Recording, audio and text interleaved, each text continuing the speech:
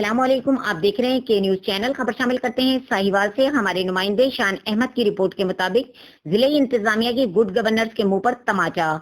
खवातीन के दौरान ज़िंदगी ऑपरेशन वीडियो बनाने वाला अताई डॉक्टर सिद्दीक मसीह का अस्पताल सील होने के बावजूद गैर कानूनी तौर पर दोबारा खुल गया।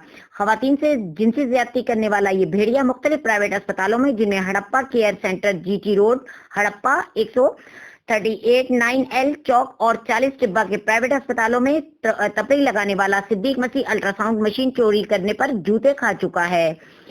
चेकअप करवाने आने वाली एक मुस्लिम लड़की जिनसी ज्यादती के बाद 3 लाख जुर्माना भरने और सारी रात बेरी के दरख्त के साथ बंधी लड़की वालों से खूब जूते खाए। हड़प्पा स्टेशन डॉक्टरांवाला बाजार में असादिक मैटरनिटी अस्पताल बनाकर खवातीन की बरहना हालत में वीडियो बनाकर निजी ट्रस्ट अस्पतालों को फरोख्त करके चंद सालों में करोड़पति और बिजनेसमैन कहलाने वाला मियां चन्नू में गटर साफ करने वाला अचानक सर्जन बन गया।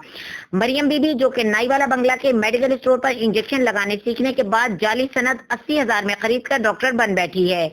ये मसीहा कहलाने वाले दोनों मियां बीबी 148-9L के भट्टा पर ईंटें भी निकालते रहे हैं।